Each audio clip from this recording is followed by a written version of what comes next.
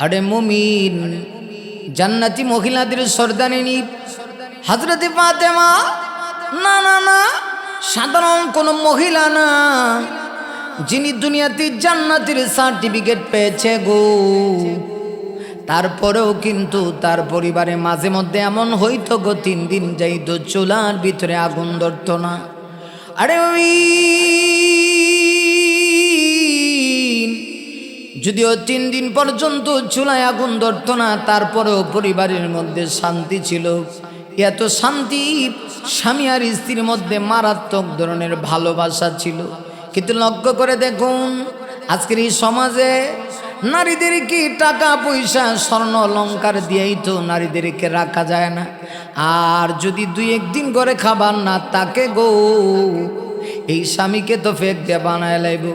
কিন্তু হযরত ফাতেমা মাঝে মধ্যে এমন হইতো, চুলার ভিতরে 3 দিন 4 দিন যায়, আগুন ধরে না, নিজেরা খাবেন তো দূরের কথা, কলিজার টুকরা 2টা সন্তান হযরত হাসান আর হুসাইন রাদিয়াল্লাহু আনহুমা কত সুদর্শন, কত সুন্দর, যারা ছিল জান্নাতি যুবকদের সর্দার, সাধারণ সন্তান না। আর নবীজি হাদিসের ভিতরে বলে দিয়েছে গো, ওয়াল হাসান ওয়াল হুসাইন সাইয়্যিদা শাবাবি আহলিল জান্নাহ। আরে মুমিন, আবার নবী বলেন হাসান হুসাইন হলো জান্নাতি সমস্ত যুবকদের সর্দার। এত দামি 2 সন্তান, কিন্তু পরিবারে চুলায় আগুন ধরে না, কিন্তু মারামারি নাই গো, ঝগড়াঝাটি নাই। মাঝে মধ্যে হযরত হাসান হুসাইন 2 দিন 3 দিন না খায় যখন নানাজির চেহারার দিকে তাকাইতো, হাসান হুসাইন রাদিয়াল্লাহু আনহুমা বলতেন, নানাজির চেহারা দেখা মাত্রই 3 দিনের পেটের ক্ষুধা নিবারণ হয়ে যাইত। সুবহানাল্লাহ। না, আমার নবীজি এখন আর বাড়ি নাই, আমার নবীজি সফরে চলে গেছেন, আজকে 3 দিন হয়ে গেছে। হযরত আলী রাদিয়াল্লাহু আনহু ঘরের ভিতরে কোনো খাবার তিনি জোগাড় করতে পারেন নাই। মুমিনরে খেয়াল করো, 3 দিন পরে তিনি তার স্ত্রীর সঙ্গে পরামর্শ করতেছেন, প্রাণের স্ত্রী গো, কি করব, আজকে 3 দিন হয়ে গেল খাবার নাই, আমরা না হয়ে একটু কষ্ট করলাম, মাঝে মধ্যে এক ডুব পানি খায় আমরা চলি, মাঝে মধ্যে একটা খেজুর ভাগ করে একটা অংশ তুমি খাও আমি খাই, কোনো রকম চলে। কিন্তু আমাদের সন্তানগুলি যদি এইভাবে খাবারে কষ্ট করে কেমনে কি হবে? আজকে 3 দিন হয়ে গেল গো, কোনো যে খাবার জোগাড় করতে পারলাম না। ঘরে কি কিচ্ছু আসেনি বলো? ঘরে যদি কিচ্ছু থাকে বিক্রি করে ফেলি। হযরত ফাতেমা রাদিয়াল্লাহু আনহা ডাক দেখো, স্বামী গো, আপনি কোনো টেনশন করবেন না, ঘরের ভিতরে একটা পুরান চাদরের অংশ আছে, চাদরের টুকরা আছে, যান এই চাদরের টুকরাটা নিয়ে বাজারে যান, বাজারে গিয়ে দেখেন না এই পুরান চাদরের টুকরাটা বিক্রি করতে পারেননি, একটু বাজারে গিয়ে দেখেন। হযরত ফাতেমার কথা শুনি হযরত আলী পুরান চাদরের অংশটা নিয়ে এবার তিনি বাজারের দিকে রওনা হয়ে গেলেন। যাবার সময় হযরত আলী ফাতেমা রাদিয়াল্লাহু আনহাকে জিজ্ঞেস করে, ফাতেমা, এই পুরান চাদরের অংশটা কয় দিরহাম দিয়ে বাজারে বিক্রি হইতে পারে? সাধারণ মহিলা না, হযরত ফাতেমার মুখ থেকে কিচ্ছু বের হবে গো, আমার আল্লাহ সেটা বাস্তবায়ন করবে না তা না। হযরত ফাতেমা ডাক দিয়ে কয়, স্বামী গো, মনে হয় পুরান চাদরের টুকরাটা আপনি 6 দিরহাম দিয়া বাজারে বিক্রি করতে পারবেন? হযরত আলী বলেন, সত্যি আমি বাজারের ভিতরে গেলাম গো, সত্যি সত্যি বাজারে গিয়া এই পুরান চাদরের টুকরাটা আমি 6 দিরহাম দিয়ে বিক্রি করলাম। বিক্রি করে হযরত আলী বড় বেশি খুশি হয়ে গেলেন। আলী খুশি হইয়া এবার তিনি বাড়ির দিকে রওনা হইলেন, মনে মনে ভাবতেছেন, 3 দিন হয়ে গেছে গো, সন্তানদের মুখে আর স্ত্রীর মুখে খাবারটা উঠায় দিতে পারি না, আজকে মনে হয় একটু খাবার জুটবে কপালে। আলী খুশি হয়ে বাড়ির দিকে রওনা দিয়েছে।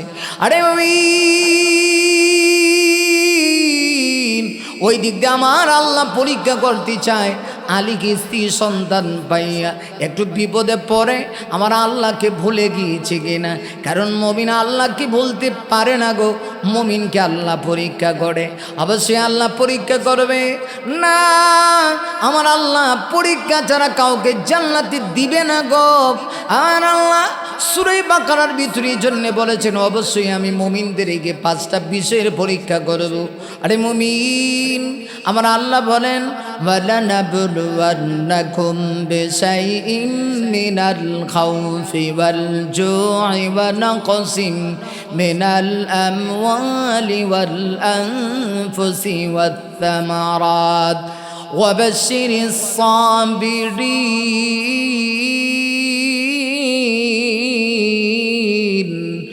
الذين إذا أصابتهم مصيبة قالوا إنا لله وإنا إليه راجعون أري আমার আল্লাহ বলেন অবশ্যই অবশ্যই আমি মুমিনদেরকে 5টা বিষয়ের পরীক্ষা করব গো। 1 নম্বর পরীক্ষা হলো আল্লাহ বলেন মিনাল খাউফি, আমি মাঝে মধ্যে ভয় দিয়া মুমিনদেরকে পরীক্ষা করব। 2 নম্বরে আল্লাহ বলেন ওয়াল জু'i, আমি আল্লাহ মাঝে মধ্যে ক্ষুধা দিয়া না খাওয়ায় আমি পরীক্ষা করব। ক্ষুধা ভিতরেও না খায়াও খাবার জুটি না, মুমিন না খায়াও আল্লাহকে ভালোবাসে কিনা গো। আমার আল্লাহ সেই পরীক্ষা করে তারপরে জান্নাত দিবেন। আল্লাহ বলেন ওয়াল জু'i ওয়া নাকসিম মিনাল আমওয়াল, মাঝে মধ্যে আমার আল্লাহ বলেন আমি মাল নষ্ট করে দিব, ফসলাদি নষ্ট করে দিব, সম্পদ আমি আল্লাহ বিনষ্ট করে দিব। এবং ফল ফুট ফসলাদি ওয়াত থামারাত, ফল ফুট ফসলাদি মাঝে মধ্যে আমি আল্লাহ বিনষ্ট করে দিব। দিয়ে আমি আল্লাহ দেখব মুমিন বিপদের সময় ধৈর্য ধারণ কিনা করে কিনা। আরে ওই বিপদের সময় যদি ধৈর্য ধারণ করতে পারো গো, আমার আল্লাহ বলেন ওয়াবাশশিরিস সাবিরিন, আমি আল্লাহ সবরকারীদের সঙ্গে রয়েছি, ধৈর্যশীলদের সঙ্গে রয়েছি।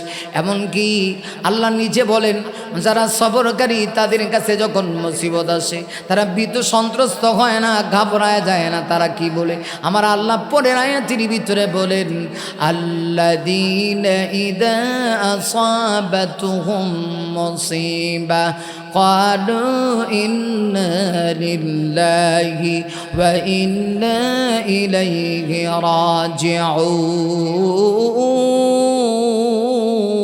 রাজিউন। আরে ওই আমার আল্লাহ বলেন সবরকারী কারা? যাদের কাছে মুসিবত আসলে, বালা আসলে, আসমানি বালা হোক জমিনে বালা হোক রে মুমিন, আল্লাহ বলেন তারা আমি আল্লাহকে কখনো ভুলে না গো, আমি আল্লাহকে ভুলে যায় না।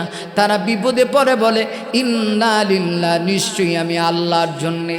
না শুধু তাই না, আমার আল্লাহ বলেন ওয়া ইন্না ইলাইহি রাজিউন, তারা এটাও বলে নিশ্চয়ই আমি আবার আল্লাহর কাছে ফিরে যাব। আরে মুমিন, হযরত আলী কিভাবে আল্লাহকে ভালোবাস? আমার আল্লাহ পরীক্ষা করি 3 দিন পর্যন্ত না খায়া সন্তান আর স্ত্রীর মুখে একটু হাসি ফোটাবে, মাত্র 6 টাকা 6 দিরহাম কোরআন চাদরের টুকরা বিক্রি করে হযরত আলী বাড়ির দিকে রওনা। আর আল্লাহ ফেরেশতাকে ভিক্ষুকের সুরত ধরে পাঠায় দিয়েছে গো। হযরত আলীর সামনে গিয়া কয় আলী রে, ও আলী, আলী আজকে 3 দিন হয়ে গেছে গো, পেটের ভিতরে কোনো খাবার জোটে না, আমরা পরিবার না খেয়ে আছি। আলী কিচ্ছু দিবানি, একটু দাও না। হযরত আলী কয় তোমারে কেমনে দিব গো, আমার পরিবারেই তো আজকে 3 দিন হয়ে গেল না খায় আছে, বড় কষ্টে আছে আমার পরিবার, 3 দিনের ভিতরে কোনো খাবার দিতে পারে নাই। যদি আমার কাছে অতিরিক্ত কিছু থাকতো গো আমি দিয়ে দিতাম। হযরত আলী যে মুহূর্তে কথা বলেছি আমার আল্লাহ ফেরেশতাকে ডাক দিয়ে বলে ফেরেশতারি সাথে সাথে তুমি একটা কাজ করো, আমার আলীর সামনে কথা পাল্টায়া বলো। ডাইরেক্ট বলেছো আলী কিচ্ছু দাও, এটা না বলে আমার আলীকে বলো, আলী আমার আলীকে বলো আলী আল্লাহর হস্তে আমাদেরকে কিচ্ছু দাও না গো, 3 দিন হয়ে গেছে কিচ্ছু খাই না, দেখবা আমার আলী আমার নাম শোনার পরে তোমাকে দান করে কিনা। হযরত আলীকে যেই মুহূর্তে ফেরেশতা ভিক্ষুকের স্বরূপ ধারণ করে বলে আল্লাহর হস্তে কিচ্ছু দাও, যেমনি কথা বলেছি হযরত আলী টেনশনে পড়ে গেছে, এখন যদি না দেই বোঝা যাবে স্ত্রী সন্তানের চাইতে স্ত্রী সন্তানের প্রতি আল্লাহর চাইতেও মহব্বত বেশি। হযরত আলী সাথে সাথে তিনি তার চিন্তা চেতনা পরিবর্তন করলেন, ভিক্ষুককে সাথে সাথে তিনি তার 6টা দিরহাম দান করে দিল গো। 6 দিরহাম দান করে দিয়া হযরত আলী আবার বাড়ি দিকে রওনা হয়ে গেছে গো। আমার আল্লাহ বড় খুশি হয়ে গেছে। আল্লাহ আরেকজন ফেরেশতাকে পাঠাইলেন, হে ফেরেশতা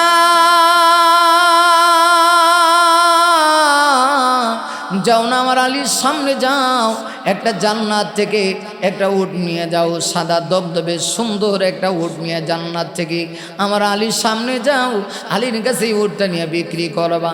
আমি জানি আলীর কাছে গিয়ে উট বিক্রি করতে চাইলে আলী কিনতে চাবে না, আলীর কাছে কোনো টাকা পয়সা নাই। প্রথমে জিজ্ঞাসা করবা কিনবানি, যদি আলী জবাব দেয় না কিনবো না, তখন বলবা বাকিতে বিক্রি করে দেব, যখন ইচ্ছা তখন টাকা দিবা, দেখবা আমার আলী কিনে নিবে। ফেরেশতা জান্নাত থেকে সুন্দর একটা উট নিয়ে এসে রাস্তার 2য় পয়েন্টে এসে দাঁড়ায় রয়েছে। আল্লাহু আকবার। আরে মুমিন একটু খেয়াল করেন, ফেরেশতা এসে রাস্তায় দাঁড়ায় রয়েছে, সুন্দর জান্নাত থেকে একটা উট নিয়ে আসছে, দবদবে সাদা সুদর্শন চেহারা, দেখতে খুব সুন্দর একটা উট নিয়ে আসছে। এসে ওই যে রাস্তায় দাঁড়ায় রয়েছে 2য় পয়েন্টে আলী রাদিয়াল্লাহু আনহু তিনি যাচ্ছিলেন।